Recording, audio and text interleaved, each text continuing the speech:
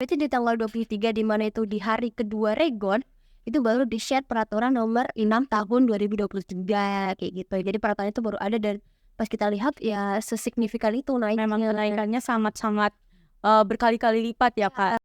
Tiba-tiba ketika kita di pertengahan aksi kita mendapatkan represivitas dari Satpam dan pihak keamanan dan juga kepolisian yang berjaga-jaga di dalam gedung rektorat dengan persenjataan yang lengkap. Nah, itu sebenarnya rektor mengeluarkan ini semacam kayak postingan di akun resmi Unsut yang menyatakan bahwa akan ada peninjauan lagi tentang UKT itu.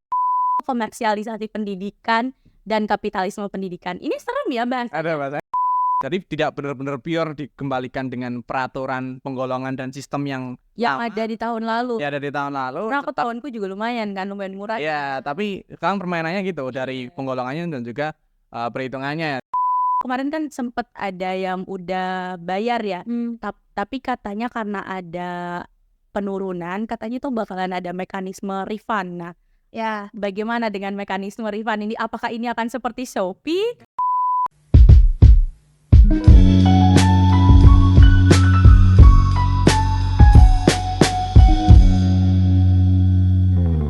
Salam ilmiah.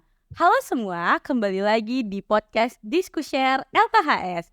Wah, akhirnya kita kembali bersua kawan ilmiah setelah kemarin kita udah membahas tentang keterwakilan perempuan di kursi legislatif. Terus juga kita pernah bahas mental health juga Kak di podcast sebelumnya. Nah, sekarang Diskushare kembali hadir dengan isu yang berbeda tentunya, tapi tidak kalah menarik karena tema kita kali ini berhubungan dengan birokrasi kampus. Oke. Lumayan seru ya temanya ya. Lumayan seru, menarik, menantang ya. Menantang. Oke, aku rasa kawan ilmiah sejauh ini sudah bisa menerka nih kira-kira topik apa yang akan kita bawakan. Karena topik yang akan dibawakan ini cukup hangat belakangan ini dan sempat menjadi perbincangan nasional nih. Mungkin kakak-kakak di sini udah tahu ya topiknya apa karena kalau nggak salah kampus kita tercipta menjadi awal pergerakan untuk isu ini. Oke. Ya, topik kita kali ini adalah polemik kenaikan UKT di Unsut. Wah, gimana Kak dengan kabar kenaikan UKT kemarin? Ya, sebenarnya kenaikan UKT ini jadi satu permasalahan yang ini ya, kayaknya walaupun udah selesai gitu, kayaknya di kampus kita terang-terang aja, tapi sebenarnya ini masih jadi perhatian kita bersama nih teman-teman, karena ya kita belum tahu ya kondisi ke depannya seperti apa. Ya betul, isu ini tuh sempat menggegerkan KBM Unsut ya. Terus juga karena kebijakan ini itu diduga tidaklah sepatutnya dilahirkan, apalagi kemarin itu masih dalam masa penerimaan mahasiswa baru. Kemarin tuh kalau nggak salah kebijakannya lahir setelah atau sebelum pengumuman SNBT ya kalau nggak salah.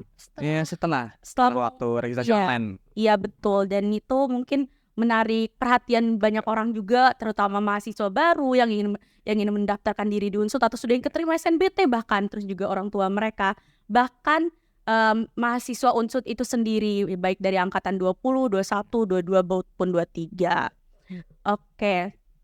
Baik kawan ilmiah, sebelum kita mengupas lebih jauh lagi mengenai isu tentang kenaikan UKT, kali ini lebih baik kita kenalan dulu nih. Mungkin dari aku dulu ya. Halo kawan ilmiah, kenalin nama aku Saki.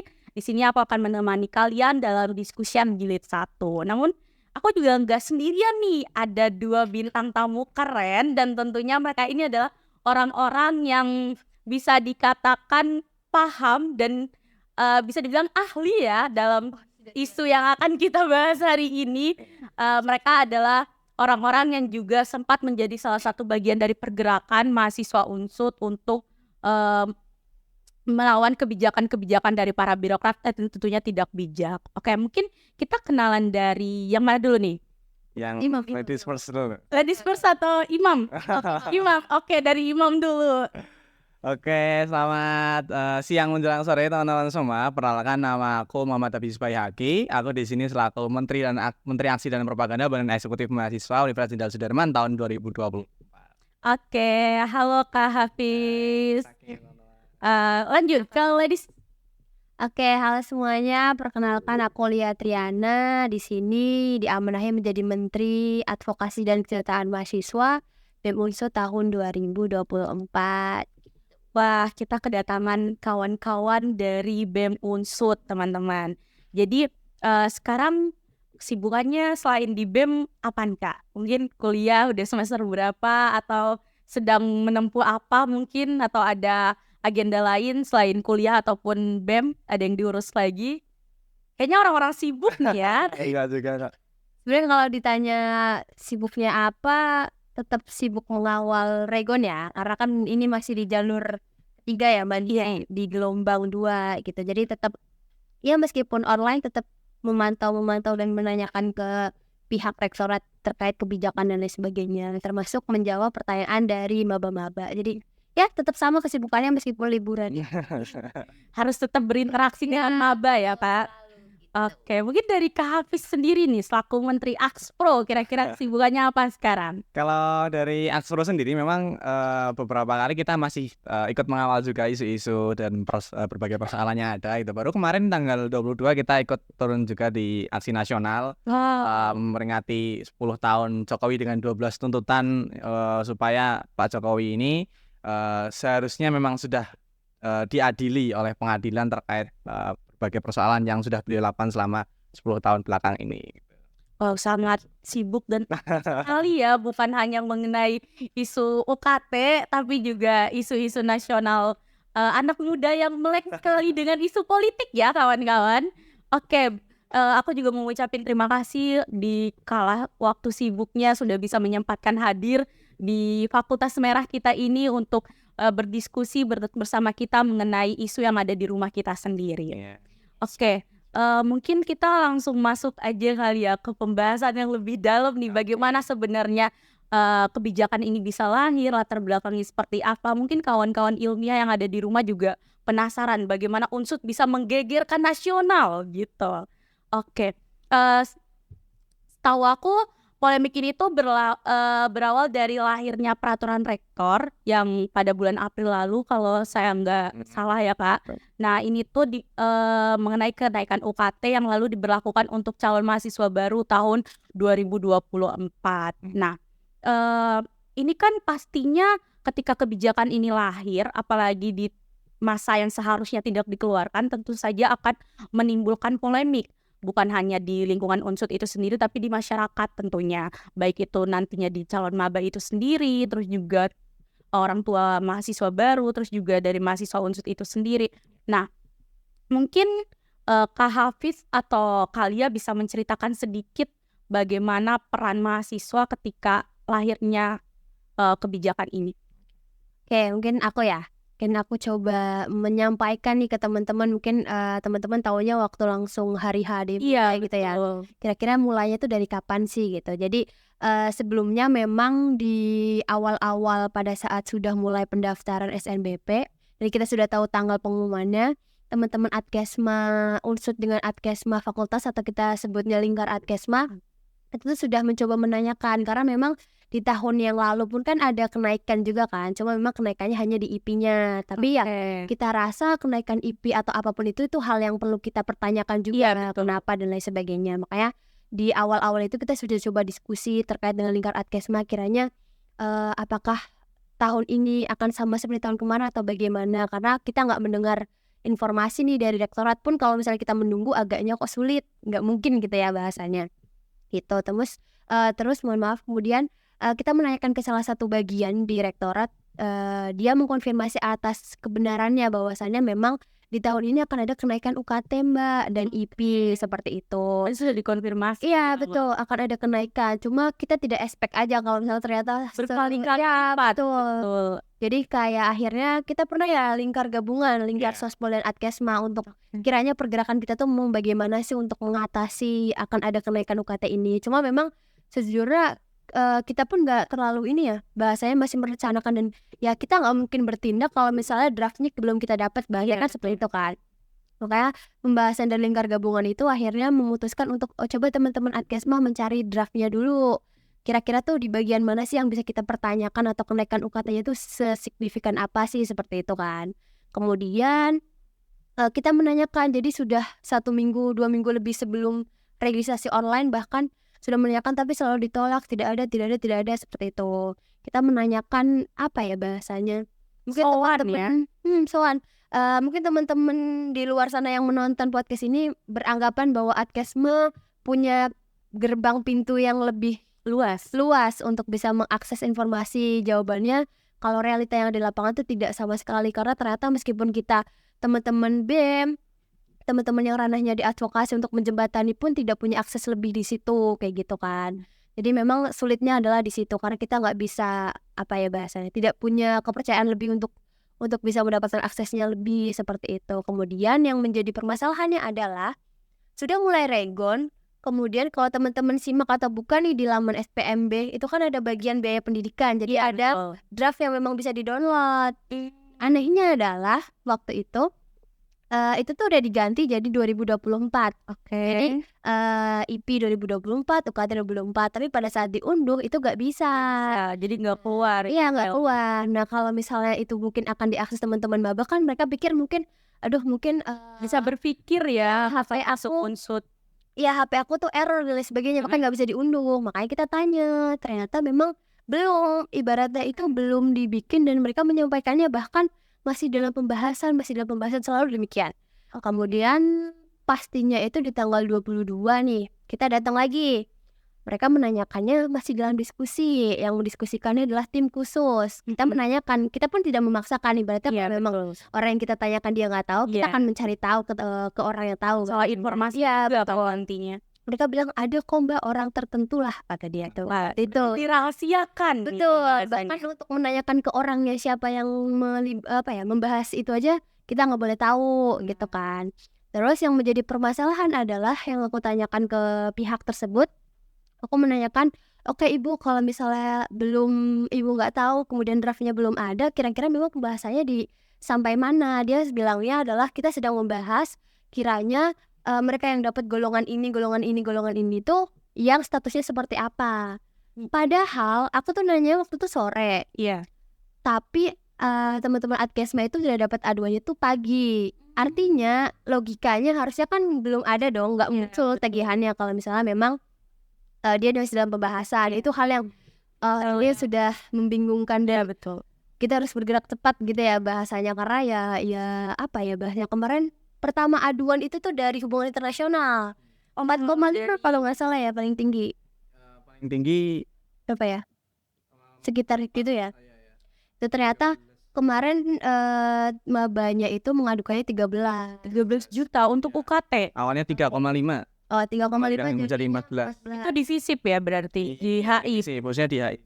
Nasional. Terus habis itu akhirnya karena kita ke bagian keuangan waktu itu dia nggak dapat jawaban di tanggal 22. Di tanggal 23 kita langsung pergi ke rektorat, langsung mencoba menemui atasan lah untuk menanyakan kiranya seperti apa. Tapi waktu itu ternyata tidak diperkenankan untuk bertemu sama staf rektor. Jadi staf rektor menyampaikan ada urusan lain lah, bagian punya kesibukan lain ya, tidak bisa menemui. Di waktu momen tersebut juga, karena memang aku iseng-iseng ngeliat juga, takutnya pas aku datang ternyata udah ada informasi dan sebagainya, ternyata itu baru di-share. Berarti di tanggal 23 di mana itu di hari kedua regon, itu baru di-share peraturan nomor 6 tahun 2023 kayak gitu. Jadi peraturan itu baru ada dan pas kita lihat ya sesignifikan itu memang kenaikannya sangat-sangat berkali-kali lipat ya Kak. Dan juga kebijakan itu justru dianggap nahas bagi para calon mahasiswa baru yang mau melanjutkan pendidikan mereka ke perguruan tinggi. Mendengar jawaban dari Kalia sendiri, berarti dari pihak mahasiswa ini sebenarnya sudah berusaha untuk menemui ya, ibaratnya kita bertamu ke rumah orang tua kita, mempertanyakan ada kendala apa sehingga lahir masalah ini, namun mereka tidak membukakan jalan dan tidak menggubris sama sekali, dan itu menurut kita juga sangat disayangkan ya tindakan seperti itu. Mungkin dari Kak Hafiz sendiri selaku Akspro mungkin bisa menjelaskan sedikit atau menambahkan apa yang telah disampaikan oleh kalian. Oke, ya sebenarnya untuk terkait apa yang kita lakukan sebelum UKT ini naik ya, dan berbagai persoalan yang kemudian merentat pada berbagai eskalasi pergerakan dari teman-teman mahasiswa Unsut, memang teman-teman Alkesma ini di awal cukup kesulitan untuk mendapatkan informasi, baik melalui rektorat, kemudian jajaran-jajarannya itu informasi juga tertutup. Makanya sebenarnya di dalam aksi kita di tanggal 26 dan juga 29 di puncaknya itu, salah satu tuntutan kita adalah membuka atau meminta rektor untuk mentransparansikan dan memasifkan informasi dari atas kebijakan-kebijakan kampus gitu. Jadi memang itu yang jadi kendala sebenarnya. Bagaimana isu UKT ini ataupun berbagai kebijakan kampus ya, bukannya UKT, itu sangat sulit sekali untuk didapatkan informasinya. Nah, memang terkait UKT ini pada akhirnya teman-teman mahasiswa juga ini ya, menyiapkan eskalasi-eskalasi dari berbagai fakultas menyatakan keresahan terkait UKT di masing-masing prodinya, di masing-masing fakultasnya itu. Kemudian dari kami, dari teman-teman aksi dan propaganda bersama dengan teman-teman Kastrat dan Sospol dari berbagai fakultas, termasuk pun kita juga mengajak teman-teman himpunan mahasiswa ya, di FISIP dan Faperta yang memang, dan juga Fabio yang belum ada BEM-nya. Jadi kita kemudian sebelum itu mengadakan rapat gabungan antara teman-teman lingkar Sospol yang dari teman-teman Akspro, Ansrat, Kastrat, Sospol dari BEM Unsur dan BEM Fakultas dengan teman-teman Arkesma. Nah, di dalam rapat itu pun kita menyampaikan bahwa ini jadi persoalan yang tidak bisa dibiarkan itu, karena kenaikan UKT-nya cukup signifikan 100% dari 100%. jumlah kenaikan UKT sebelumnya itu. Dan memang Unsur ini dari berbagai kampus yang ada di Indonesia memang kenaikannya cukup sangat signifikan. Unsur ini paling signifikan. Iya, betul. Mungkin karena Unsur ini terbilang terjangkau ya. Iya, betul. Kenaikannya itu kalau misalkan naik sedikit aja tuh udah terlihat ini signifikan banget, apalagi berkali-kali lipat gitu. Betul. Dari yang 3,5 juta sampai 12 juta, 13 juta bahkan. Itu kayak fantastis banget sih, Kak. Bisa dibilang.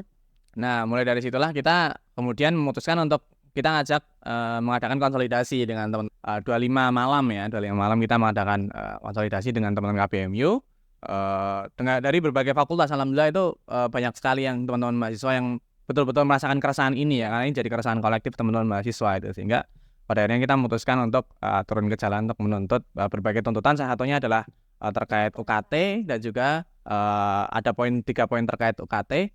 Kemudian terkait transparansi informasi yang dilakukan oleh pihak rektorat kepada mahasiswa dan publik terkait kebijakan-kebijakan apa aja yang sudah dibuat. Mungkin seperti itu.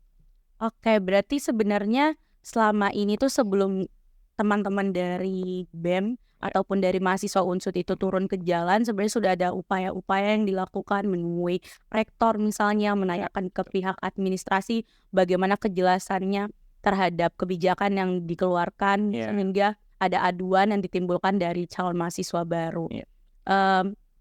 Lalu bagaimana, Kak, setelah melakukan aksi yang berawal dari konsolidasi, kebetulan aku juga hadir di kemarin. Itu ternyata sempat tergerak juga.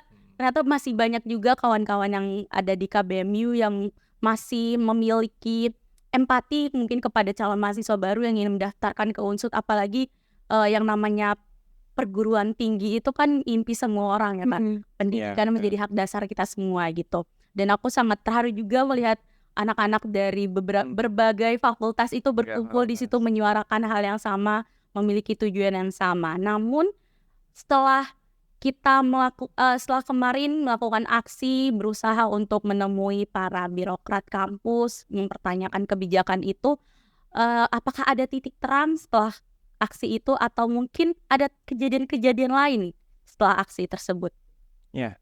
Terkait aksi ya, memang kita mengadakan aksi itu yang pertama di tanggal 26 ya, tanggal 26 April itu hari Jumat.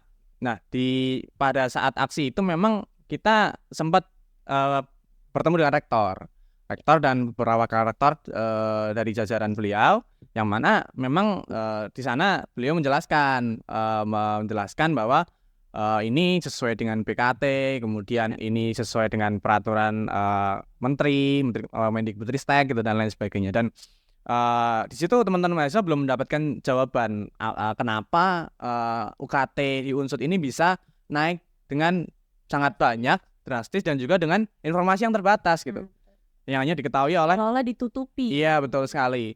Nah, di situ kita mempertanyakan banyak hal ya, dan pada akhirnya di tanggal 26 itu pada akhirnya kita melaksanakan juga audiensi di gedung rektorat dari perwakilan mahasiswa dan juga jajaran rektor. Nah, di situ memang dari teman-teman yang ikut audiensi, mungkin Lia bisa menjelaskan lebih spesifik ya, tidak didapatkan hasil yang terang gitu, didapatkan hasil yang memuaskan teman-teman mahasiswa, karena jawaban dari pihak rektorat yang normatif dan terkesan bertele-tele gitu. Ketika kita tanya secara lugas kenapa UKT di Unsur bisa naik signifikan dan apa sebab yang mendasarinya, apakah sudah mempertimbangkan terkait UMR regional Banyumas, kemudian apakah sudah dipertimbangkan tentang kapasitas teman-teman mahasiswa baru gitu. Nah, di situ memang dari pihak rektorat tidak menjawab dan menampik begitu saja fakta-fakta yang ada di lapangan gitu, ada di Unsur dan sekitarnya, kebutuhan teman-teman dan juga kesanggupan teman-teman mahasiswa baru gitu.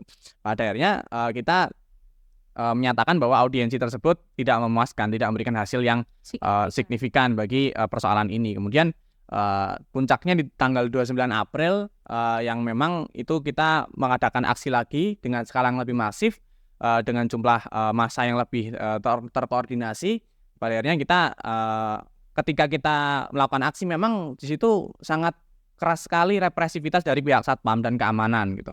Bahkan di tanggal 29 itu bahkan sampai polisi Satuan Anti Huru-Hara itu masuk ke gedung rektorat, kemudian kita mendapatkan represivitas di situ, di mana kita hanya ingin bertemu dengan rektor gitu untuk menjelaskan terkait apa sih hal yang terjadi dan kira-kira apa kebijakan yang bisa menguntungkan bagi kedua belah pihak gitu. Kita win-win solution coba deh gitu. Tapi ternyata rektor saat itu dengan dalih pergi keluar kota dengan berbagai kegiatan, akhirnya tidak bisa menemui kita gitu. Dan akhirnya kita mencoba untuk menunggu rektor di dalam gedung rektorat gitu, sehingga kita memutuskan untuk memasuki gedung rektorat gitu, kemudian menunggu rektor di sana hingga keesokan harinya gitu. Nah, itu aksi yang kita laksanakan di tanggal 29 April ya.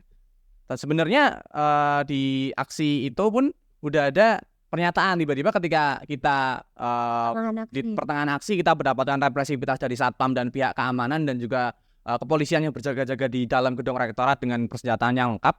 Nah, itu sebenarnya rektor mengeluarkan ini semacam kayak postingan di akun resmi Unsur yang menyatakan bahwa akan ada peninjauan lagi tentang UKT itu. Cuman dengan kondisi yang sekarang memang teman-teman SNBP sudah ingin melakukan registrasi dan sudah beberapa bahkan sudah ada yang membayar gitu. Ini kondisi yang mendesak gitu, sehingga kita meminta rektor untuk memberikan kejelasan yang terkait peraturan baru yang menggantikan peraturan sebelumnya. Nah, dengan demikian memang rektor belum bisa memenuhi tuntutan itu gitu. Pada akhirnya kita memutuskan untuk masuk ke gedung rektorat dan menunggu rektor hingga memberikan peraturan terbaru untuk menggantikan peraturan yang lama, ya, peraturan nomor 9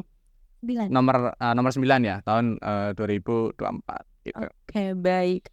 Berarti ternyata sudah banyak sekali pergerakan-pergerakan yang dilakukan oleh teman-teman mahasiswa untuk menuntut apa yang seharusnya menjadi hak kita semua untuk transparansi mengenai kenaikan UKT, karena ibaratnya kan kita juga perlu tahu ya, apalagi itu kita yang akan mengeluarkan uang kasarnya kita yang akan mengeluarkan duit dikasih ke kampus, tapi kita nggak tahu nih atas dasar apa duit ini sehingga nominalnya segini.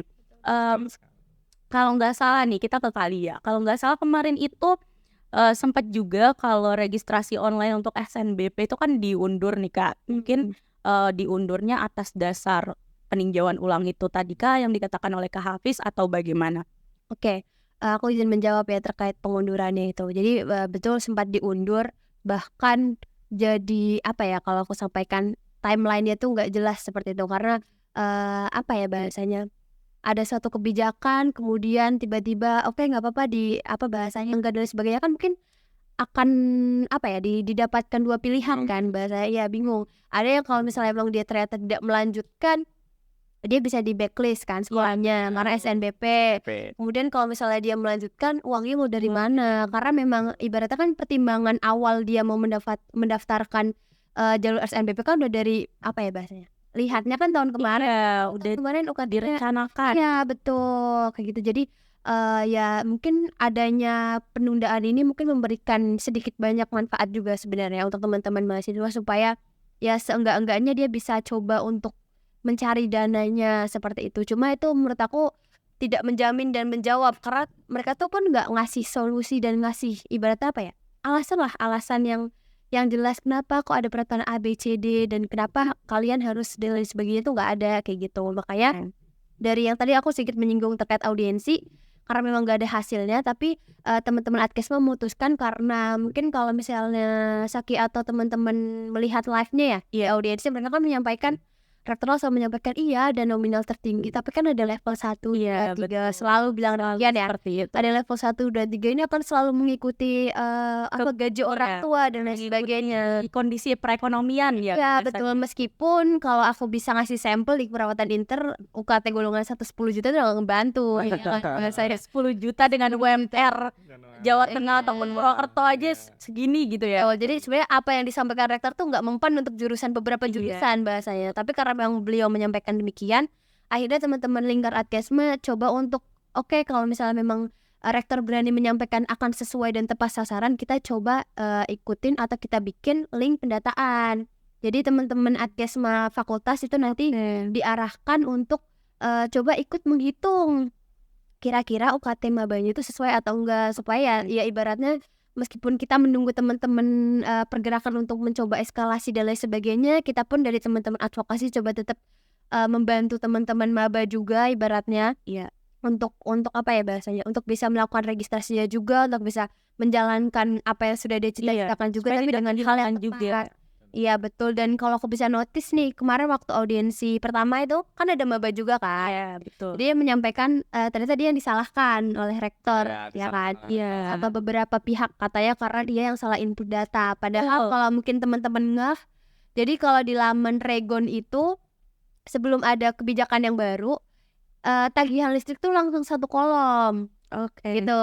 Tapi setelahnya tiba-tiba jadi 3 kolom. Jadi ada beberapa maba yang ternyata sudah selesai di awal tapi belum membayar, dia bingung. Kenapa kok ada laman yang berbeda, sistemnya kok berubah dan lain sebagainya. Itu yang akhirnya ngebuat teman-teman tambah bingung lagi. Udah UKT-nya tinggi, sistemnya aneh berubah ya, timeline-nya berubah lagi. Itu kan hal-hal yang agaknya bingung juga, dan dia pun betul. Mereka mengadukan ke teman-teman Adkesma pun ya kita juga masih belum tahu. Iya, kayak gimana. Semuanya bingung ya sebenarnya. Itu hal yang sangat membingungkan juga. Bukan kita nggak mau membantu, tapi kita nggak tahu jawabannya. Betul. Karena rektor pun membatasi informasi ya. Ibaratnya bukan kita yang mengeluarkan kebijakan, tapi aduannya tuh banyak ke kita gitu kan. Karena mungkin ya teman-teman maba juga sedikit tidaknya berharap dengan kawan-kawan dari Adkesma, dari fakultas ataupun dari BEMU untuk membantu mereka menyuarakan, kenapa bisa segini, saya udah mendaftar di Unsud dengan pemikiran mungkin akan kuliah dengan harga terjangkau, tapi ternyata juga amat-amat mencekik juga ya biaya perkuliahan di Unsud. Melihat dari apa yang telah disampaikan oleh Kak Hafiz, Kalia juga, ternyata memang kebijakan ini tuh lahir atas dasar kebingungan sebenarnya, tidak memperhatikan aspek sosiologis. Biasanya kan kebijakan itu lahir harus memperhatikan beberapa aspek tertentu. Simpelnya mungkin yang paling sederhana itu aspek sosiologis. Bagaimana nantinya orang-orang di sekitar atau orang-orang yang akan menjalankan kebijakan itu mampu secara sosiologis untuk menjalankan kebijakan itu. Tapi ternyata birokrat Unsud tidak melakukan hal tersebut, sehingga banyak memberatkan dari beberapa pihak, termasuk dari calon maba itu sendiri. Nah, sebenarnya cerita-cerita ini sekiranya akan menjadi catatan sejarah bagi kita semua, sejarah perjuangan mahasiswa Unsud untuk merebut kembali hak pendidikannya. Ini boleh jadi bukti nyata bahwa destruksi yang dibutuhkan ketika suara kita lemah lembut, meminta kepada birokrat dengan secara baik-baik, mendatangi rumah orang tua kita yang ada di rektorat sana beberapa kali, namun tidak digubris dan tidak didengar lagi, ya mungkin pergerakan mungkin bisa menjadi salah satu solusi untuk mendobrak itu mereka. Nah, kita kan dari tadi udah membicarakan tentang UKT, kenaikan UKT, terus juga dan lain sebagainya. Pokoknya UKT aja gitu. Nah, pasti kan orang-orang, apalagi ini kan udah dibilang isu nasional kan Kak, akan ada banyak orang yang berpendapat dan memiliki berbagai perspektif mengenai kenaikan UKT itu sendiri. Nah, sebenarnya ada 2 istilah yang menarik perhatian kami yang tentunya ingin kami bahas dengan kakak-kakak sekalian, yaitu komersialisasi pendidikan dan kapitalisme pendidikan. Ini serem ya Bang? Ada bahasanya berat banget ya kayak. Karena kita sedang ada di dunia kapitalis, semuanya itu harus kapitalis sebenarnya. Semuanya harus dikapitalisasi, baik itu pendidikan dan lain sebagainya gitu. Nah, sebenarnya apa sih dari maksud dari komersialisasi pendidikan ataupun kapitalisme pendidikan ini? Mungkin kayaknya lebih tepat bisa dijelaskan oleh pergerakan tahap ya, selaku orang yang gerak selama ini yang melakukan pergerakan. Oke, kayaknya serem banget ya bahasanya gitu. Nah, teman-teman sekalian, jadi memang ada dua istilah yang tadi disebutkan oleh host terkait apa ya sih kapitalisasi pendidikan Iya, dan juga komersialisasi pendidikan. Jadi gini teman-teman semua, perlu memang kita tinjau dulu dari bagaimana kedua istilah ini muncul gitu. Nah, sebenarnya istilah ini muncul, mungkin kita akan membahas terkait apa sih kondisi yang terjadi di dunia sehingga pada akhirnya kedua istilah ini muncul gitu. Nah, pertama adalah kita mengetahui bahwa kondisi keuangan global itu memang ditumpu dengan 3 lembaga keuangan ya, IMF, World Bank dan juga IMF ya. IMF, World Bank dan juga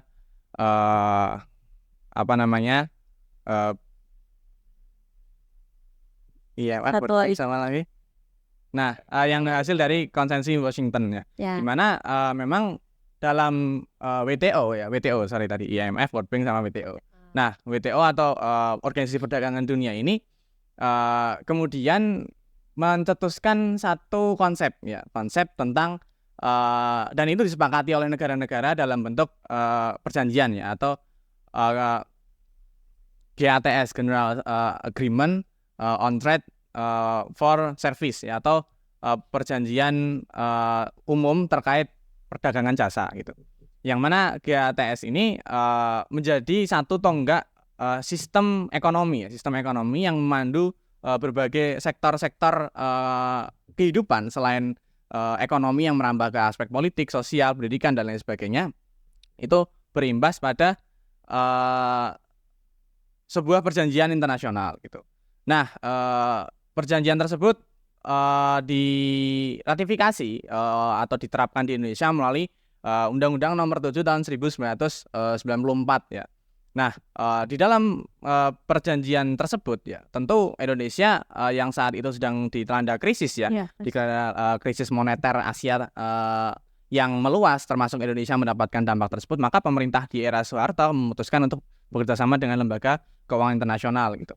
Nah, pasca undang-undang tersebut diratifikasi gitu, kemudian setelah reformasi, Indonesia masih tetap menjadi anggota dari WTO gitu, menjadi anggota WTO dan melakukan suatu berbagai sistematika terkait bagaimana konsep dari perjanjian internasional ini bisa terimplementasi. Nah, kemudian dalam tahap perkembangannya muncullah Undang-Undang Sidiknas, Sistem Pendidikan Nasional, yakni Undang-Undang Nomor 20 Tahun 2003, yang di situ menerapkan satu konsep pendidikan Indonesia itu harus terdiri dari dapat menjawab kebutuhan pasar gitu. Kebutuhan pasar yang tentunya itu sangat berdampak pada bagaimana kemudian pendidikan ini disistematisasi gitu. Nah, di dalam perkembangannya memang undang-undang ini melahirkan satu konsep pendidikan Indonesia itu pendidikan yang sifatnya terbuka. Dalam artian pendidikan itu bisa mendapatkan masukan ataupun bahasanya adalah multi entry and multi exit gitu.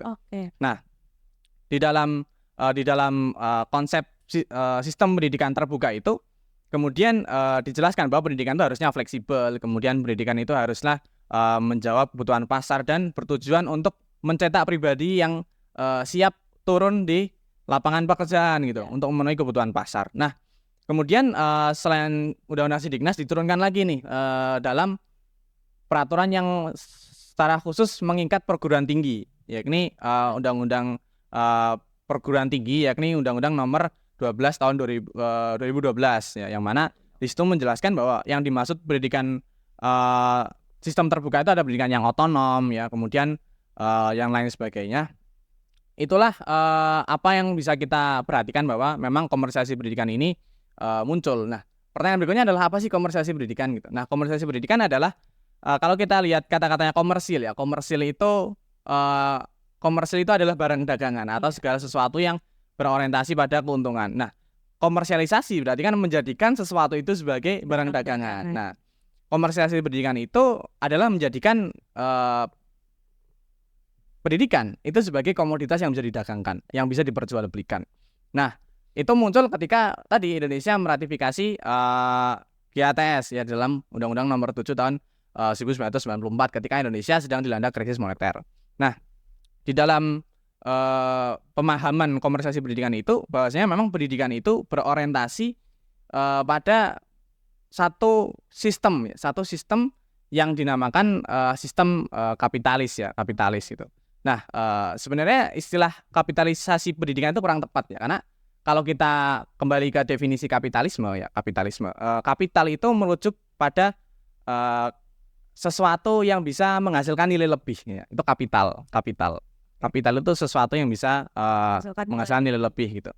Atau mungkin sering bisa disebut kita modal ya. Cuman kalau kapital itu bisa termasuk alat produksi, bisa termasuk tanah, ya, suatu hal yang bisa menghasilkan nilai tambah. Dan nilai tambah itu adalah satu nilai yang bisa muncul ketika objek kapital itu dikelola oleh tenaga kerja gitu. Tenaga kerja itu pada akhirnya bisa memunculkan kapital gitu, bisa mengembangkan kapital berkali-kali lipat. Misal kita punya pabrik perusahaan sepatu, produksi sepatu gitu. Tapi kan kita nggak ada yang bisa menggerakkan alat produksi seperti mesin dan kebutuhan bagaimana sepatu itu dibikin kan. Tentu ada tenaga kerja. Nah, gap antara barang yang jadi sepatu itu tentu kan harganya berkali-kali lipat dari bahan pokoknya itu, bahan dasarnya itu, misal kulit hewan dan lain sebagainya. Nah, itulah keunggulan itulah yang disebut oleh nilai tambah. Jadi kapital itu adalah nilai tambah gitu. Kenapa istilah kapitalisasi pendidikan itu kurang tepat? Karena pendidikan itu bukan kapital. Pendidikan itu bukan sesuatu yang alat produksi begitu. Alat produksi sifatnya materi, karena alat produksi sifatnya materi. Nah, pada akhirnya kapitalisme ini jadi satu paham untuk bagaimana kapital atau modal itu menjadi orientasi dalam melakukan segala aktivitas ekonomi ya, termasuk caranya adalah menjadikan pendidikan sebagai komoditas yang bisa diperdagangkan, itu bisa memberikan nilai lebih kepada masyarakat gitu, bisa memberikan nilai lebih kepada perusahaan, kepada individu ataupun perusahaan ataupun institusi-institusi yang bisa menjadikan pendidikan itu sebagai hasil keuntungan buat mereka gitu. Jadi itu hakikat dari komersialisasi pendidikan. Nah, lebih lanjut komersialisasi pendidikan itu berefek pada liberalisasi pendidikan. Nanti mungkin kita akan bahas lebih lanjut ya teman-teman tentang liberalisasi pendidikan itu sendiri. Oke, nah hubungan kedua istilah itu dengan kenaikan UKT mungkin bisa dijelaskan kali ya Kak, karena banyak banget apalagi di sosial media ya yang aku baca kayak orang-orang, wah Indonesia nih menaikkan UKT drastis, karena nggak cuma Unsur doang kan, ada beberapa universitas lain mereka bilang kayak, oh ini tuh karena adanya komersialisasi pendidikan nih oleh pemerintah bla bla bla dan lain sebagainya. Itu kan banyak kan disinggung di sosial media. Mungkin dari Kak Hafiz sendiri. Nah, sebenarnya terkait memang tadi sudah disinggung terkait bagaimana sih komersialisasi pendidikan bisa muncul di Indonesia gitu. Salah satunya adalah tentang bagaimana pada akhirnya negara Indonesia itu berupaya untuk melepas tanggung jawab dalam menjadikan masyarakat sebagai peran serta masyarakat di dalam mencerdaskan kehidupan bangsa sebagai satu tujuan nasional ya. Tujuan nasional kita kan satunya adalah mencerdaskan kehidupan bangsa. Nah, lepas tangannya negara di dalam urusan pendidikan inilah yang menjadikan bahwa Indonesia itu di sini membutuhkan meninggalkan tanggung jawabnya begitu saja dan menyerahkan pendidikan itu ke dalam skema pasar ya, di dalam skema pasar. Nah, komersialisasi pendidikan dengan kenaikan UKT memang jadi satu hal yang sangat erat, tidak bisa dipisahkan begitu saja. Kaitannya apa? Kaitannya adalah bagaimana orientasi dari pendidikan itu bergeser. Yang awalnya untuk pengabdian sebagaimana tertera dalam Tridharma Perguruan Tinggi bergeser menjadi untuk memenuhi kebutuhan pasar gitu. Maka komersialisasi pendidikan menjadikan pendidikan sebagai barang dagangan. Sebagaimana kita tahu ya, barang dagangan kan mesti kita kenal istilah resesi, inflasi, kenaikan harga, dan dalam kapitalisme inflasi itu adalah sebuah keniscayaan. Jadi kenaikan biaya pendidikan yang terkomersil seolah menjadikan pendidikan itu barang dagangan yang terbatas pada skema ekonomi supply and demand, kebutuhan dan juga penawaran itu pada akhirnya menjadikan pendidikan salahnya barang dagangan di pasar aja gitu, bisa naik bisa turun tergantung tentang tergantung tentang mekanisme pasar dan kebutuhan dari orang-orang yang mendapatkan keuntungan dari biaya pendidikan itu gitu. Gitu. Berarti melihat apa yang telah disampaikan oleh Kak Hafidz sendiri, berarti ini tuh justru malah menggeserkan esensi pendidikan itu sendiri. Betul sekali. Justru malah bukannya lagi ke sektor pendidikan, malah kita bergerak ke sektor ekonomi. Iya. Ya. Karena label dagangan itu seolah-olah para birokrat, pemangku kebijakan itu memperjualbelikan pendidikan melalui UKT, IP dan lain sebagainya.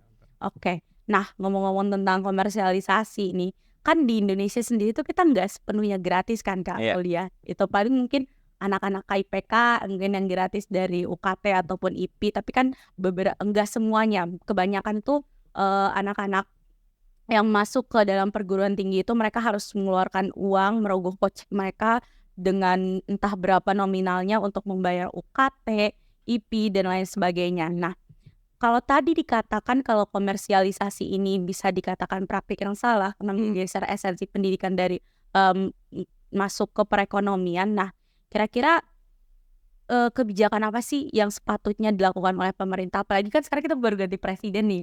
Mungkin nanti suara kita bisa didengar melalui podcast ini. Kira-kira apa yang sepatutnya dapat dilakukan oleh pemerintah yang akan memangku kebijakan ini untuk mengatasi problematika pendidikan? Karena kita dari tahun ke tahun itu masalah kita nggak jauh-jauh seputar pendidikan, entah itu fasilitas pendidikan yang kurang memadai dan lain sebagainya, infrastruktur pendidikan yang tidak memadai yang ada di berbagai Indonesia, apalagi Indonesia kan wilayahnya luas ya. Mungkin kira-kira kebijakan seperti apa? Oke, kebijakan pemerintah yang tepat untuk mengatasi persoalan pendidikan di Indonesia. Karena yang pertama harus kita pahami bahwa secara filosofis memang konstitusi kita mengatur kebijakan pendidikan itu sebagai salah satu bagian dari tujuan nasional untuk mencerdaskan kehidupan bangsa.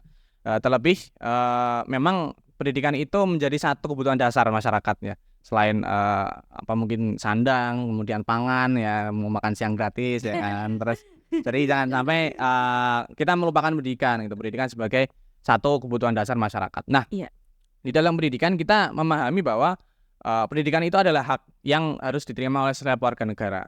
Sehingga upaya untuk bagaimana negara itu menerapkan kebijakan pendidikan yang sesuai ya dengan tepat sasaran untuk bisa diterima oleh masyarakat adalah mengembalikan esensi pendidikan itu sendiri gitu.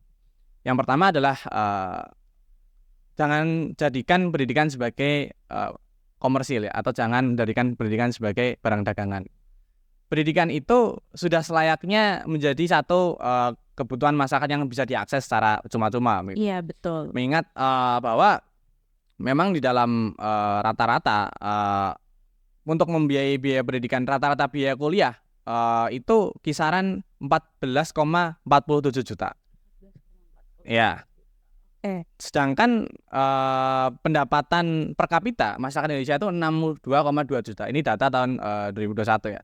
Nah, sehingga perlu 23,26% dari kebutuhan masyarakat untuk bisa menyuplai seorang mahasiswa untuk bisa kuliah di perguruan tinggi. Nah, masalahnya adalah walaupun kita sudah di undang-undang sudah menetapkan mandatory spending 20% untuk alokasi pendidikan ya. Ternyata didapati tahun 2024 aja yang dialokasikan untuk pendidikan itu 0,5%. Dari jumlah seluruh anggaran untuk pendidikan. Yang untuk seluruh anggaran APBN ya, anggaran pendapatan belanja negara itu hanya 0,5%. Itu untuk pendidikan tinggi itu hanya 0,5%. Padahal kalau menurut UNICEF sendiri setidaknya seminimal-minimalnya adalah 2% negara itu mengalokasikan untuk pendidikan tinggi. Banget ya, berarti ketimpangannya. Betul sekali. Ditambah lagi berbagai kasus yang ada di birokrat kita ya, korupsi, kemudian kolusi ya kan, yang tentu itu merugikan negara, Maka sebenarnya tidak ada alasan bagi negara untuk tidak menerapkan kebijakan pendidikan gratis gitu. Iya. Karena pendidikan itu hak dan banyak sekali kerugian negara yang dilakukan oleh oknum-oknum di pemerintahan negara itu sendiri.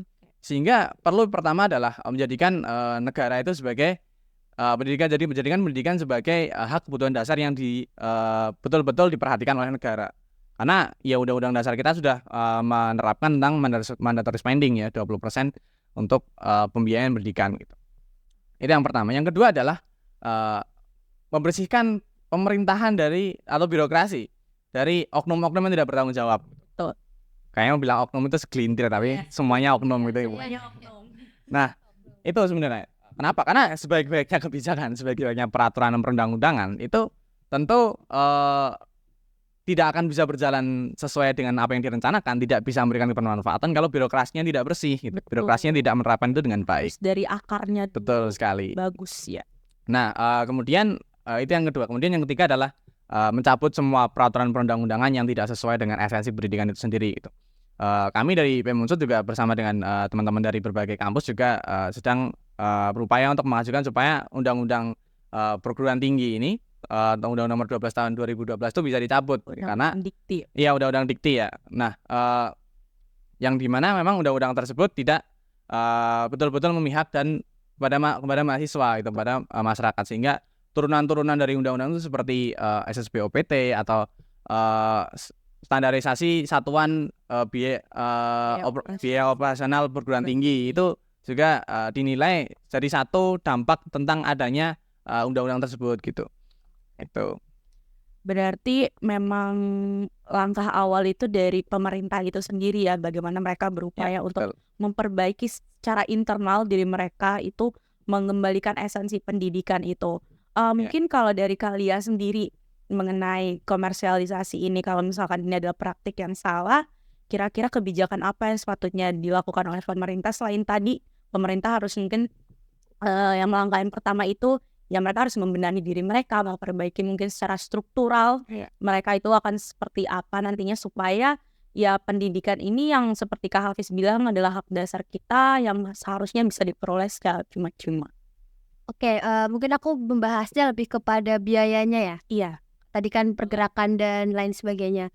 Kalau dari aku sendiri sebenarnya bagaimana pemerintah bisa coba melihat realisasi yang ada di UNIF bahasanya. Misalnya pun kalau kemarin kan kita bahas Unsur mengajukan ke Ditjen Dikti ya. Lalu kemudian di ACC, tapi yang dipertanyakan adalah kok bisa dia mengasih tanpa melihat situasi yang ada di lokasinya seperti itu. Jadi lebih kepada coba dilihat realisasinya itu seperti apa. Kemudian tadi untuk konsultasinya juga bagaimana cara pihak universitas berdiskusi dengan Kemendikbud apa sih yang baik sebenarnya untuk pendidikan kita. Kalau misalnya pun ternyata memang harus ada biaya, kiranya mereka pun juga ngasih solusi untuk mereka-mereka yang ternyata kekurangan biaya. Kenapa? Karena tadi kita selalu membahas terkait UKT maba yang naik ya. Iya, betul. Secara nggak langsung kita juga sedang mengawal terkait keringanan UKT 50% sama penyesuaian. Ternyata dengan adanya kenaikan UKT ini pun membuat teman-teman yang tadi mungkin bahasanya rektorat selalu menyampaikan itu kan maba, teman-teman ngapain sih Ngapain ikut-ikut? Iya, tidak terdampak. Kenapa ikut-ikutan gitu. Secara nggak langsung sebenarnya kita pun terancam dengan penyesuaian UKT yang tidak jelas peraturannya, desas-desus isu yang hanya turun satu golongan dan belakang satu banyak ya isunya ini. Kemudian keringanan UKT 50% yang ternyata kemarin dapatnya itu nggak 50%, dapatnya itu tergantung berapa kali kalian mengajukan. Itu kan juga sebenarnya ternyata kok malah jadi merembet kemana-mana. Nggak langsung tuh jadi ada isu baru untuk menutupi isu lama dan sebagainya gitu. Jadi coba untuk kalau mungkin bisa ngasih masukan dan didengar ya. Sama pihak sama pihak-pihak tersebut ya coba dilihat lah lihat yang sebenarnya tuh seperti apa dan lain sebagainya kayak gitu sih, supaya lebih tidak jadi bahan untuk mungkin orang yang sebenarnya tidak punya niat akhirnya nggak berniat, orang yang mau niat gak jadi niat ya untuk bahasa halusnya itu tidak direalisasikan kayak gitu. Jadi semuanya berjalan sesuai dengan apa yang semestinya, dan ya tadi pendidikan adalah hal yang memang harus selalu kita junjung bersama. Oke, baik. Mungkin dari Kalia langsung ke pihak yang berhubungan ya dengan pendidikan, mungkin dari Kemendikbudristek itu sendiri langsung berhubungan dengan universitas. Ya memang benar, karena jarang sekali mungkin kita temui para pemerintah kita, government kita yang ada di ibu kota sana, jarang sekali mereka untuk langsung turun untuk memahami dan mendalami apa sih yang sebenarnya menjadi masalah dan bagaimana bagaimana sih seharusnya kebijakan itu lahir, aspek apa yang akan dipertimbangkan. Mungkin tadi mengenai pengajuan ke Dirjen Dikti, sementara mereka tidak mengetahui bagaimana secara secara kualitas di Purwokerto itu sendiri, Kondisi faktualnya. kondisinya seperti apa, secara sosiologisnya itu mereka tidak mengetahui. Namun ya nasi sudah menjadi bubur. Sekarang kita tinggal mengawal pergerakan-pergerakan selanjutnya. Semoga tidak akan ada lagi kebijakan-kebijakan yang tidak bijak seperti ini, karena sangat disayangkan sekali citra UNSUD yang sudah dianggap sebagai universitas pedesaan dengan harga terjangkau yang kearifan lokal ingin masuk ke sini karena dengan suasananya yang sangat asri dan nyaman ya, betul. dijauhi hiruk pikuk perkotaan, namun harganya sekarang sudah melonjak menjadi perkotaan gitu. Oke, nah tadi Kak Hafiz sempat singgung mengenai neoliberalisasi pendidikan ya. Nah karena sekarang aku juga jujur baru dengar mengenai istilah ini. Kira-kira apa sih neoliberalisasi pendidikan ini, dan katanya ini tuh menjadi akar dari lahirnya kebijakan kenaikan UKT. Oke, baik, teman-teman sekalian, jadi memang neolib ya atau neoliberalisme itu merupakan satu pemikiran tentang bagaimana ekonomi itu disesuaikan dengan kehendak pasar gitu. Nah, sebelumnya kita mengenal bahwa kita kembali lagi ke latar belakangnya dulu nih gitu. Ketika selesai Perang Dunia II, jauh banget ya. Jadi kita belajar juga kan, belajar sejarah bersama anak FISIP. Setelah Perang Dunia II itu kan Amerika Serikat dan sekutunya itu kan memenangkan perang untuk melawan Jerman dan sekutunya gitu. Nah, pada saat itu memang kondisi negara-negara Eropa itu sedang mengalami kehancuran. Dan mana memang di situ Amerika Serikat yang sebagai pentolan dari negara-negara sekutu itu, dia melakukan satu proyek pembiayaan ya, namanya Marshall Plan, yang mana Amerika Serikat membantu negara-negara Eropa itu untuk membangun ekonominya gitu. Nah, dalam keberjalannya Amerika Serikat dan Inggris itu melakukan sebuah satu program ya, namanya Bretton Woods System, yang mana Bretton Woods System itu merupakan satu sistem ekonomi yang sistem moneter yang mengatur tentang bagaimana keuangan itu disadarkan pada percetakan uang ya, mata uang dolar Amerika Serikat itu berdasarkan pada cadangan emas yang ada di The Fed atau Federal Reserve System, atau itu Bank Sentral Amerika Serikat. Nah, di situ pada akhirnya proyek itu gagal. Proyek pembiayaan itu tidak berhasil sepenuhnya karena The Fed atau Bank Sentral Amerika Serikat itu mencetak uang yang terlalu banyak gitu, sehingga nilai uang itu jadi jatuh. Yang awalnya uang itu ada underlying-nya emas istimewa yang dipunyai Amerika itu kemudian anjlok ketika Amerika Serikat mencetak banyak uang kelebihan ya, uang yang beredar di masyarakat itu terlalu berlebihan. Dan kemudian Bretton Woods System ini ditolak ya oleh berbagai negara Eropa, khususnya Prancis dan Spanyol ya, yang kemudian udahlah nggak usah, emasnya aja yang buat aku, uangnya kembaliin ke Amerika gitu. Ya pada akhirnya emasnya yang diambil, uangnya dikembalikan gitu. Nah, semenjak itulah Presiden Nixon waktu itu Amerika Serikat mencabut Bretton Woods System ini secara sepihak. Nah, kemudian dalam perkembangannya adalah sistem moneter dunia itu mengacu pada sistem nilai mata uang mengambang.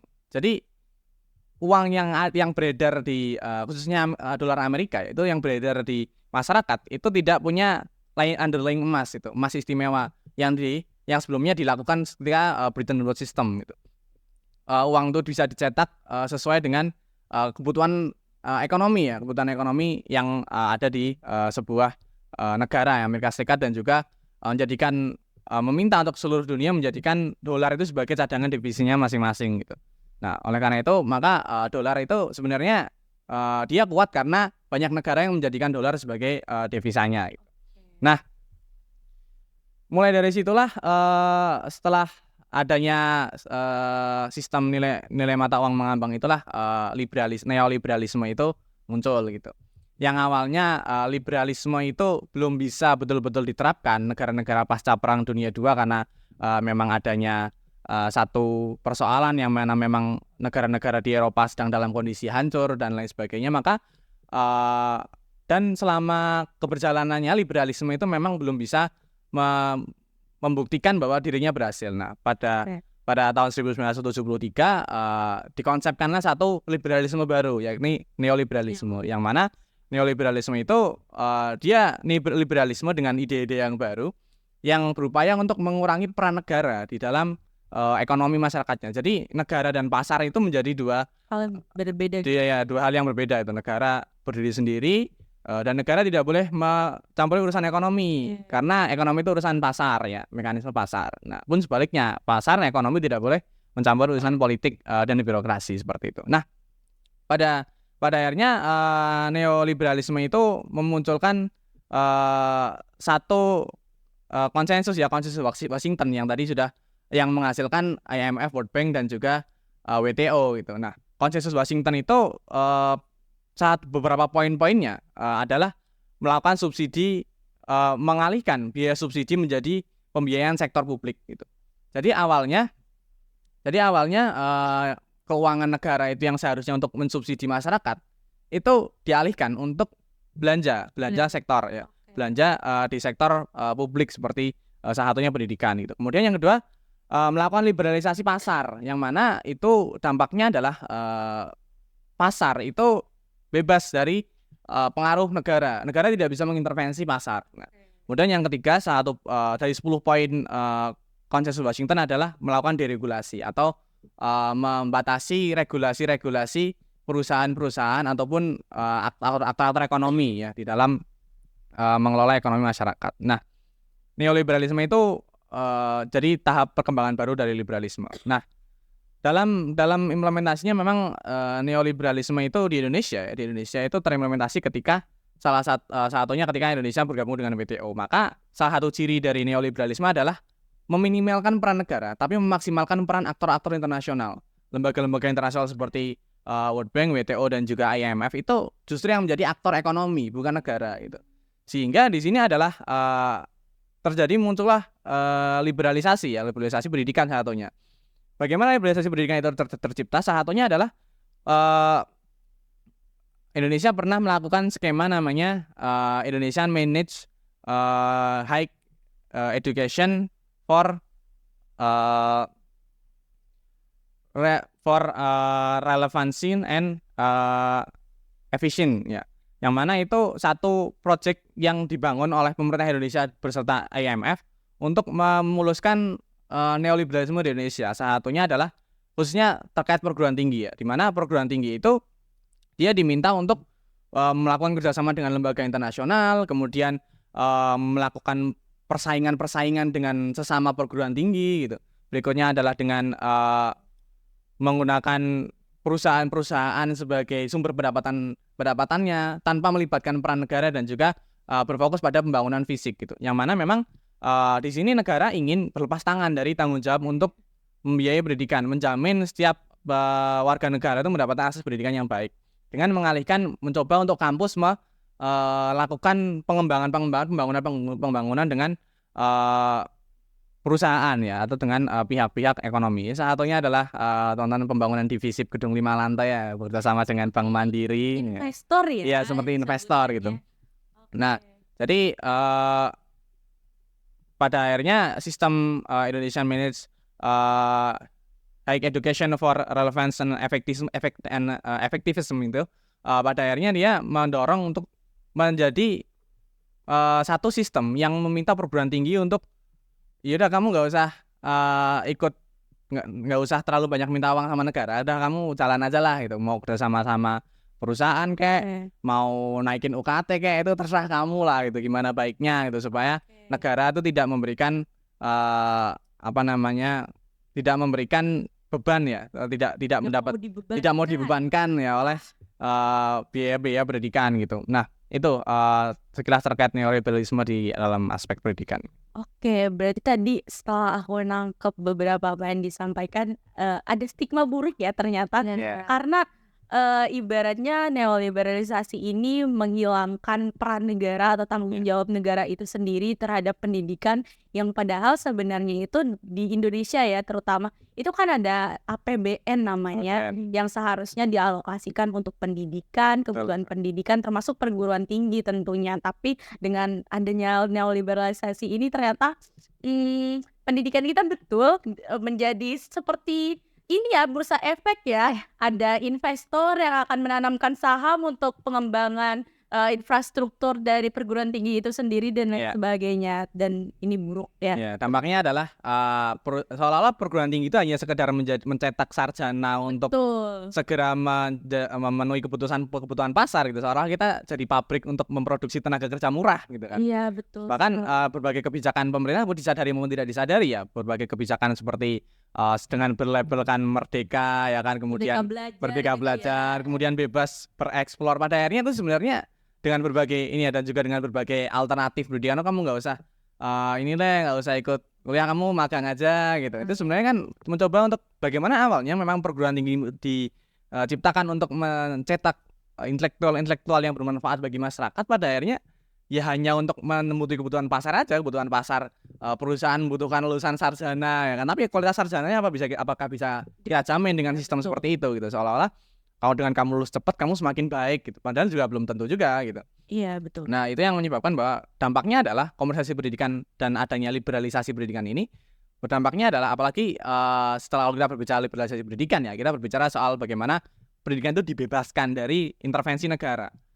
Kalau nggak negara berarti siapa yang diuntungkan? Kalau bukan negara, pasar yang diuntungkan dalam ini atau ekonomi atau korporasi-korporasi. Iya, korporasi-korporasi siapa yang menanam saham atau investor itu yang akan Betul sekali. Jadi sebenarnya kerjasama dengan berbagai perusahaan itu adalah pada intinya adalah bagaimana mencetak kampus itu menjadi pabrik untuk tenaga kerja murah industri seperti itu. Sebenarnya kalau dari pandangan aku sendiri, sebenarnya penanaman dengan adanya kerjasama dengan maksudnya investor ataupun entah siapapun itu, ini bukanlah hal yang buruk, namun pemerintah ataupun negara sendiri tidak bisa melepaskan tanggung jawab mereka, karena balik lagi ini tuh udah amanat undang-undang gitu loh. Kamu sebagai state itu harus menjalankan peran kamu untuk memenuhi apa yang seharusnya menjadi kebutuhan dasar bagi warga negara kamu gitu. Ya memang sebenarnya banyak sekali sih pandangan masyarakat yang kontra atas aksi mahasiswa, tapi aku kemarin juga sempat juga beberapa lihat dari sosial media, kan banyak tuh ya anak-anak unsut atau mungkin masyarakat yang juga ikut mungkin mendukung pergerakan tapi by sosial media, tapi banyak juga yang kontra nih mengenai aksi yang dilakukan oleh mahasiswa unsut. Nah tapi tadi kan kawan Hafiz sudah menjelaskan mengapa kenaikan UKT ini buruk dan dianggap ini adalah komersialisasi. Tapi banyak sekali masyarakat juga yang berpandangan, lah kalau misalkan kita nggak mampu kuliah ya nggak usah hak dasar, ya udah nggak usah ada hak dasar lah. Kalau nggak mampu ya udah nggak mampu, lo miskin aja gitu. Padahal kan sebenarnya nggak kayak gitu kan. Tadi yang udah kita bahas, pendidikan itu ada hak dasar, kebutuhan warga negara yang seharusnya bisa disupport oleh pemerintah. Bahkan kalau bisa pendidikan itu gratis ya seharusnya. Karena balik lagi ini adalah tanggung jawab pemerintah yang dibebankan di undang-undang. Nah, tapi kalau kita lihat lebih luas ataupun lebih jauh lagi, gimana PTN itu hadir di dunia pendidikan Indonesia, namun dengan bumbu neoliberalisasinya mungkin yang tadi setelah disampaikan atau komersialisasinya, mungkin setelah itu kita nggak akan lagi beranggapan bahwa PTN adalah kebutuhan tersier, gitu. Nah, karena kemarin tuh sempat marak tuh PTN kebutuhan tersier, kebutuhan primer atau sekunder ya kan? Anda ya. Oke. Nah, ini kan terlebih lagi sebutan tersier tuh sepertinya agak kurang oke ya, kurang agak mengganggu gitu loh di telinga kita sebagai apalagi mahasiswa kan pastinya. Karena ini tuh justru akan menjadi nestapa untuk kita anak bangsa. Karena apa? Yang pertama, pasti kedepannya mahasiswa bukan lagi kompetisi seperti yang telah disampaikan oleh kawan Hafiz, karena kita akan selalu menjadi bisa dibilang robot yang cetak secara terus menerus dari generasi ke generasi. Untuk apa ya? Itu untuk memenuhi kebutuhan pasar, untuk memenuhi mungkin perusahaan-perusahaan yang ada, untuk apa ya? Untuk bekerja gitu. Dengan adanya program magang tadinya yang dengan alibi supaya kita tahu bagaimana bagaimana nanti dunia pekerjaan itu seperti apa. Terus yang kedua, ini nestapa bagi anak bangsa karena harus menguburkan cita-citanya gitu. Kalau sekarang dibilang PTN itu tidak dianjurkan karena kebutuhan tersier. Terus bagaimana misalkan dengan saya yang mungkin kuliah di Fakultas Hukum ya, yang memang harus menempuh pendidikan bukan hanya S1 tapi mungkin S2, S3 baru bisa mendapatkan profesi yang seharusnya ada di lingkup hukum, mungkin menjadi jaksa, menjadi advokat dan lain sebagainya. Terus ini juga banyak sekali implikasinya yang akan muncul jika PTN ini benar dianggap sebagai kebutuhan tersier. Memang kita sekarang sedang miris-mirisnya ya hidup di negara ini. Banyak sekali problem-problem yang tentunya harus memang kita sebagai anak muda itu harus melek dan perlu lagi perhatian kita juga, karena kalau bukan kita kan siapa lagi ya. Betul. Oke. Nah, mungkin aku balik ke kalian nih. Oke. Boleh. Oke, mungkin balik ke kenaikan UKT lagi ya. Terakhir kan presiden itu kalau nggak salah minta Kemdikbud untuk mengundur kenaikan UKT ini. Nah, kemudian apakah Unsud melakukan hal tersebut atau mungkin ada kebijakan-kebijakan lain yang dilakukan oleh Unsud? Oke, aku izin menjawab ya tadi terkait dengan hal itu. Sebenarnya sebelum sampai ke Kemendikbud yang rapat dengar pendapat itu, memang Unsud sudah menurunkan UKT-nya ya di peraturan 9 yang tadi sudah disebutkan. Tapi tadi penurunannya kalau bisa ngambil sampel itu, misalnya dia kemarin UKT-nya di peraturan nomor 6 itu 14.900.000, di peraturan nomor 9 jadi 14 juta. Itu pertama maksudnya sudah bentuk reaksi Unsud untuk mau menurunkan, meskipun ya itu nggak turun sebenarnya karena soalnya cuma berapa ya naiknya turun berapa gitu. Terus habis itu setelahnya ada rapat dengar pendapat, kemudian ada reaksi dari atas, akhirnya Unsud menyampaikan, kita ada audiensi ya, audiensi yang berdalih sosialisasi itu. Ya. Jadi tadi aku sampaikan terkait pendataan, teman-teman Adkes mau pendataan, kita berniat sebenarnya audiensi itu tuh akan menjadi bahan untuk kita mempertanyakan bagaimana perhitungan UKT-nya, bagaimana pendapatan per kapitanya atau penggolongannya seperti apa, karena memang kalau di peraturan yang nomor 9 dan peraturan nomor 6 itu bahkan nggak ada. Kalau mungkin teman-teman bisa cek di peraturan-peraturan tahun yang lalu, selalu berbarengan, jadi ada nominal UKT, ada cara penghitungannya, ini pendapatan per kapita untuk golongan A, B, C, D itu selalu ada. Kalau yang ini tuh nggak ada. Transparansi ya betul. Jadi pun kita mau melakukan coba untuk membantu memantau apakah teman-teman maba itu bisa sesuai atau enggak pun bingung, karena takutnya perhitungannya beda atau ternyata pas kita udah ngotot ngaduin ini tidak sesuai dan lain sebagainya, ternyata memang perhitungannya salah dan sebagainya. Tapi ternyata berujung sosialisasi. Mereka menyampaikan selalu ada menyesuaikan BKT BKT dan lain sebagainya seperti itu, dan akhirnya pun atas respon dari atas kalau ternyata itu ditunda dan akhirnya juga dicabut, sampai kita ada aksi lagi pun belum ada respon, bahkan daripada rektoratnya tuh nggak ada respon. Sebelum ada aksi pun beberapa kali kita coba untuk mendatangi lagi, kita maksudnya apa sih yang sebenarnya mahasiswa pun tidak ingin aksi ya, bahkan kalau ada hal baik yang bisa kita cari, kita juga nggak sebrutal itu ya sebenarnya. Betul, kayak aksi pun capek ya bahasanya. Gedor-gedor. Iya, harus gedor-gedor rektorat biar keluar. Ada yang dikejar soan kemarin. Sampai ada unsur ya. Aduh, pun juga ya kita mencoba untuk setidaknya kita mau menyampaikan kita nggak selamanya kontra kok dengan peraturan kalian, selagi kalian mau transparansi kita dan lain sebagainya. Pun sampai kita mendatangi pun nggak ada kejelasan. Kemudian ternyata hanya ada di web, di website. Jadi ada tulisannya di website bahasanya dia sudah mencabut peraturannya, tapi dia nggak ngasih peraturan terbarunya itu apa melalui website. Iya betul, selain Unsud official sekarang di website, jadi hal tidak mungkin akan dilihat lagi siapa yang mau ke website selain abang jangkau betul. Gunanya Instagram yang media betul ke website kayak gitu. Terus akhirnya kita selalu menanyakan bagaimana responnya, tapi selalu susah untuk ditemui. Akhirnya ada aksi lagi dan hasilnya nihil lagi. cuma ada pernyataan kalau ya nanti bakal turun gitu. Bakal turun. Nggak tahu Oh, kapan. betul. Nah, dan kalau mungkin teman-teman bisa soroti ya, melihat respon daripada dekan ya, Mbak, dekan fakultas, kemudian mereka-mereka dari pimpinan-pimpinan atas, mereka tuh bahkan secara tidak langsung dengan respon beliau tuh menyampaikan ada hal yang memang ingin mereka sembunyikan, Mbak. Iya. Meskipun atasnya tuh udah mencabut. Oke. Entah itu dengan isu-isu. Jadi teman-teman adkesma fakultas itu coba mencari tahu lah bahasanya, karena selalu ditanyakan mana, jangan nanya aja mana buktinya dan lain sebagainya, atau coba silahkan ke fakultas dulu baru ke kami kayak gitu-gitu. Akhirnya kita coba untuk kita coba ke fakultas dulu, Mengikuti ya. kita menanyakan dulu ke fakultas bagaimana responnya, baru kita ke rektorat dengan aksi Lagi. tersebut. Ternyata ya nihil. Beberapa fakultas yang memang dekannya terbuka, dia menyampaikan sudah turun kok Mbak, sudah sesuai dengan apa yang disampaikan di pusat Oke. turun. Meskipun mungkin tidak 100% ya seperti Iya. peraturan tahun 2023, tapi turun. Iya. Meskipun ada yang menyampaikan golongannya Ada jadi penambahan golongan. golongan penurunan ya malah pengurangan.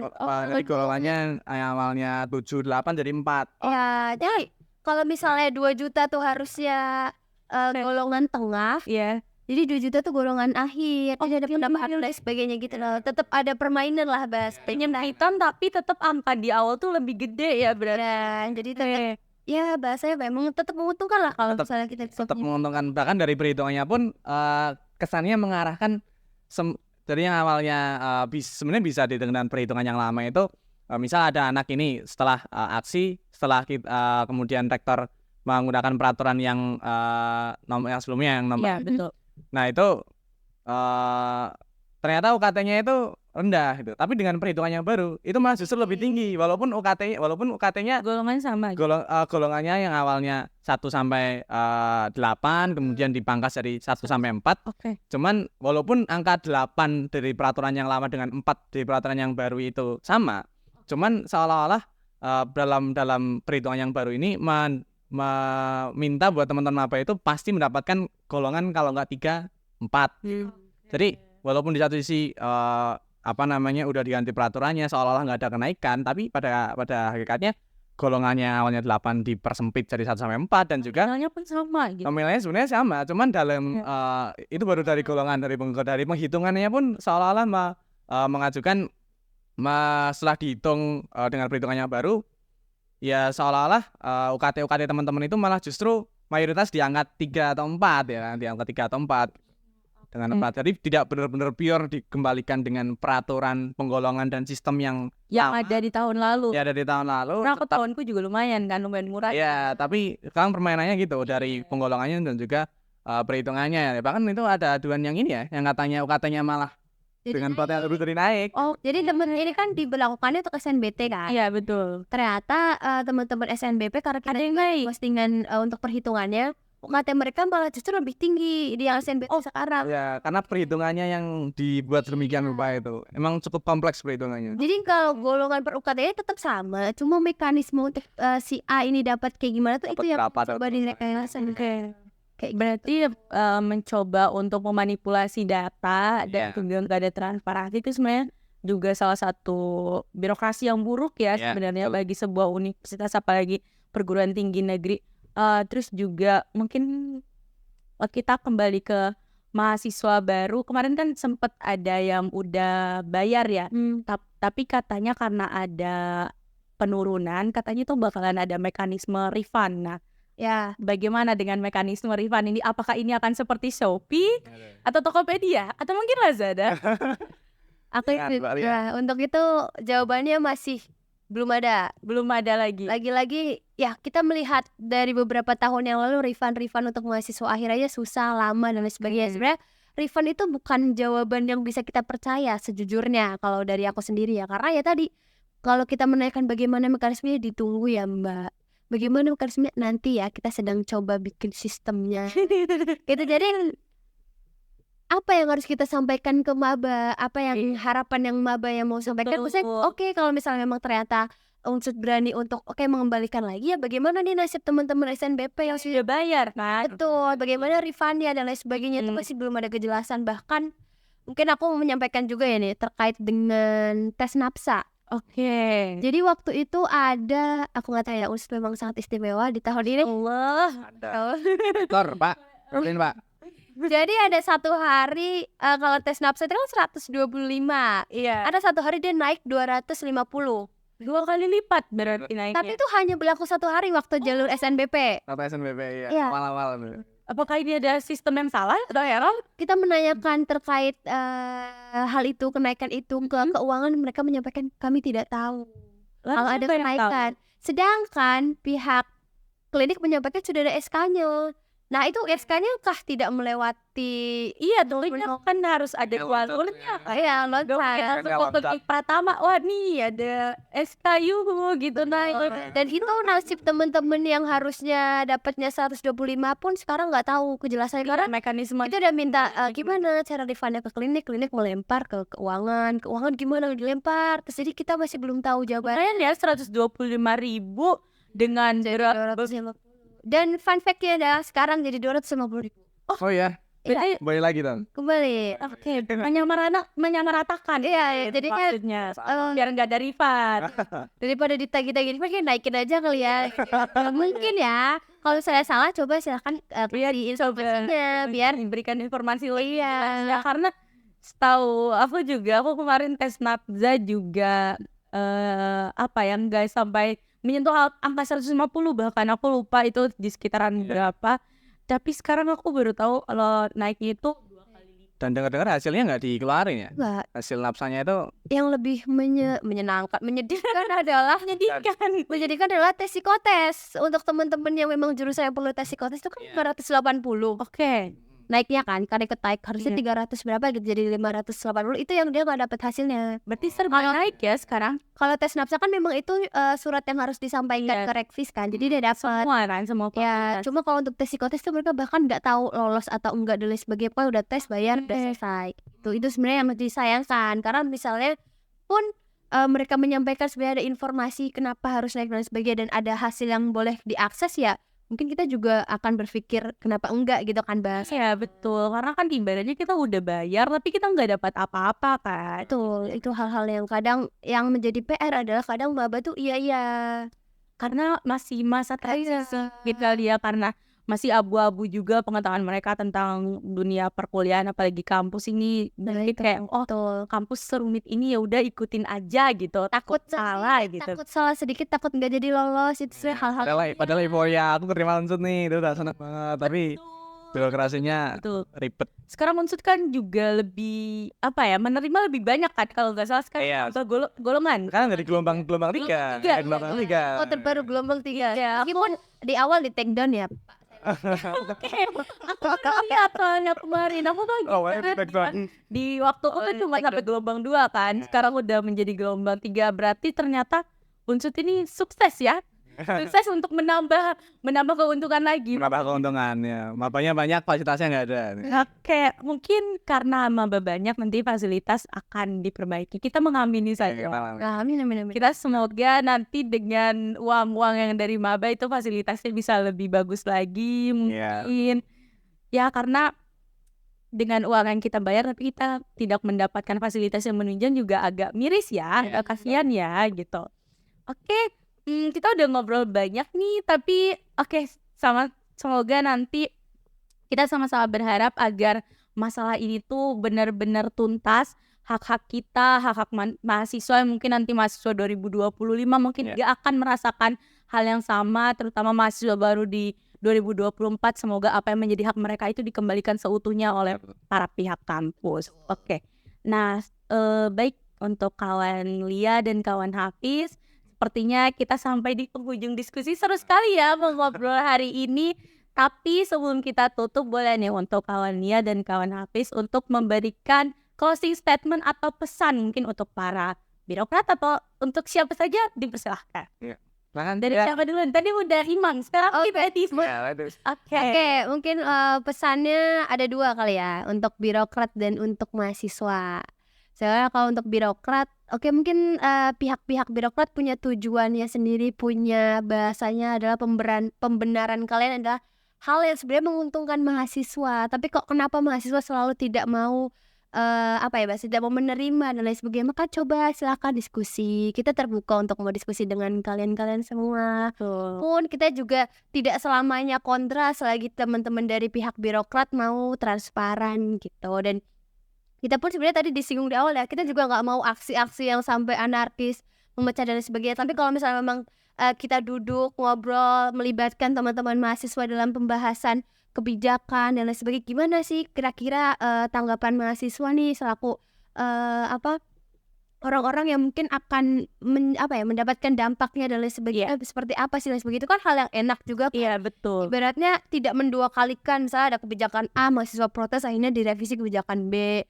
Lebih enak kalau lebih efektif juga, kenapa enggak selalu untuk melibatkan, ayo kita diskusi, ada kiranya kita punya Musyawarah yang ya gimana teman-teman dan lain sebagainya. Itu kan juga ibaratnya teori-teori yang teman-teman dosen-dosen sampaikan di kelas-kelas juga bisa kita realisasikan Iya, ya kan betul. juga kan di tataran mungkin lebih di univnya dulu lah, bahasanya seperti itu. Jadi mohon untuk lebih transparansi gitu. Mungkin jadi kita tunggu transparansinya gitu. Klarifikasi mungkin ada hal-hal yang menurut pihak rektorat tidak sesuai dengan apa yang kita sampaikan, silahkan diklarifikasi saja, kita tunggu dengan senang hati gitu. Iya, betul. Mungkin Well, untuk mahasiswa yang menjadi PR sebenarnya adalah teman-teman di Univ itu punya badan advokasinya sendiri. Betul. Kita teman-teman advokasi fakultas juga ada. Tapi yang menjadi kekurangan dari pergerakan kita adalah teman-teman yang terdampak itu kurang mau untuk speak up, menyampaikan apa sih yang sebenarnya kalian rasakan, dampak apa sih sebenarnya dan lain sebagainya. Karena kalau misalnya teman-teman mahasiswa mau menyampaikan aspirasinya ke teman-teman advokasi pun lebih mudah untuk bisa menyampaikan ke rektorat dengan data yang pasti. Ini loh Pak datanya, ini ada bukti nyatanya. Kalau misalnya emang bapak-bapak semua tidak sempat untuk pergi ke lapangan, kita loh sudah punya datanya, akan datang ke kalian gitu. Karena padahal. tuh, karena di beberapa momen rektorat selalu menyampaikan mana orang yang terdampak, mana kalian. Karena tidak ada bukti kali ya. Iya, betul. Waktu keringanan UKT pun demikian, mana mahasiswa akhirnya, mana di sini coba ngasih data nggak ada.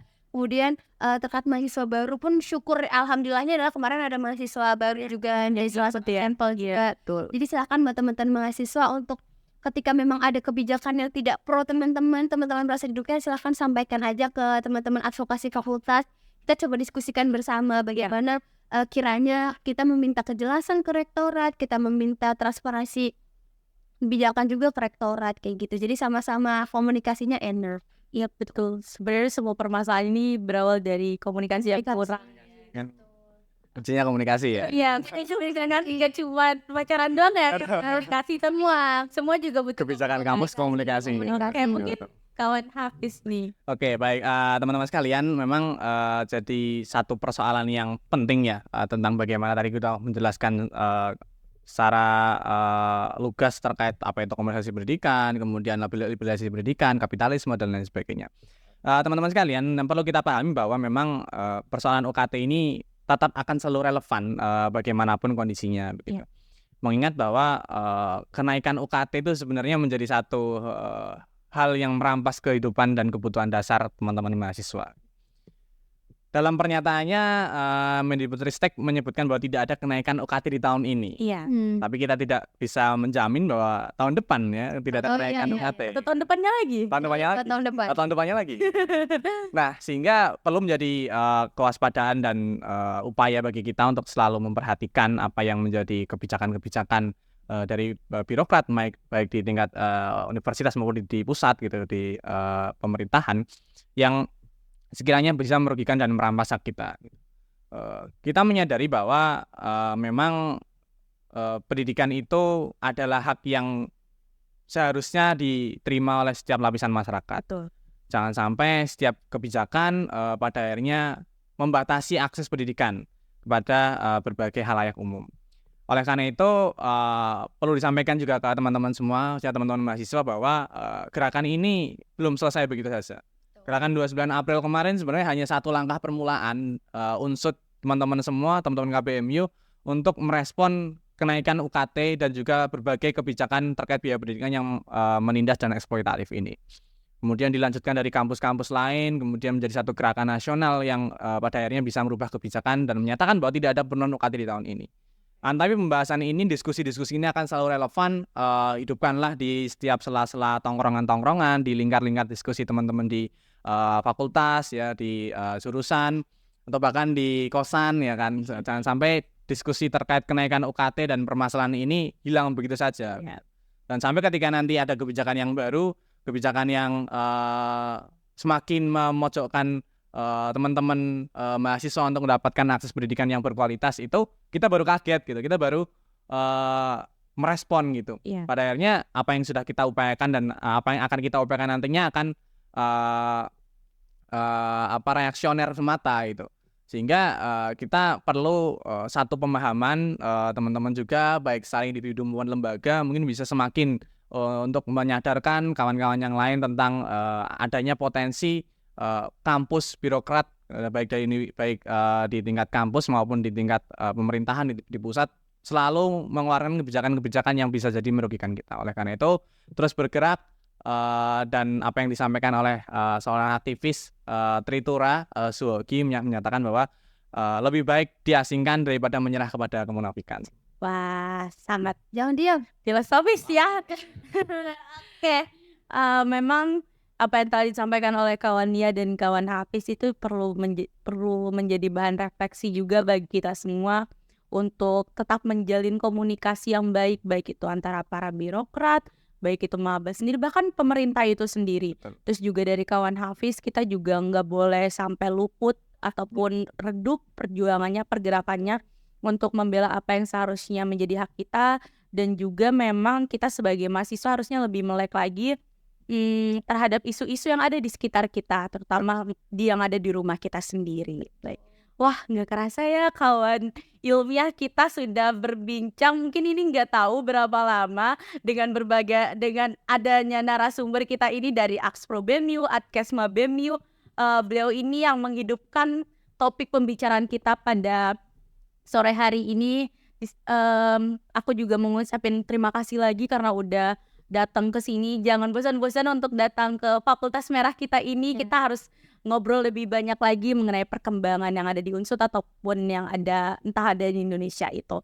Terus juga mungkin kita juga harus menyadarkan kepada orang-orang bahwa kita itu memang harus lebih memperhatikan apa yang menjadi aspek dalam membuat kebijakan, sehingga kebijakan itu menjadi hal yang bijak dan memiliki manfaat bagi semua orang, terutama bagi kita. Pendidikan ini bukanlah sesuatu yang harus diperdagangkan seperti apa yang dikatakan kawan Hafiz, karena itu adalah hak dasar kita sebagai manusia, yaitu menjadi manusia intelektual. Oleh karena itu, siapapun yang memperdagangkan pendidikan tidak berbeda dengan iblis yang memberikan tinta gelap terhadap mimpi anak bangsa. Oke. Sebelum itu, LKHS ucapkan terima kasih lagi. Jangan bosan-bosan ya datang ke sini. Next kalau misalkan ada podcast harus datang, dan mungkin kita akan bawa topik yang lain lagi, topik yang mungkin akan lebih seru lagi untuk dibahas dengan kawan-kawan BEMU lainnya. Oke. Semoga topiknya jangan UKT lagi ya. Oke, semoga nanti selesai. Oke, ini reda ya. Iya. Semoga kita isunya cepat redam juga. Mungkin kita bisa membahas mungkin prestasi Unsut mungkin. Yang sedih. Fasilitas Unsut deh. Fasilitas Unsut yang baru. Iya. Tiba-tiba ada tower 5 lantai atau 10 lantai gitu ya. Terus bisa dibahas. Oke, sebelum kita tutup mungkin kita jargon sekali lagi ya. Oke. Betul, ada 3. Salam ya. Oke, sampai jumpa teman-teman. See you.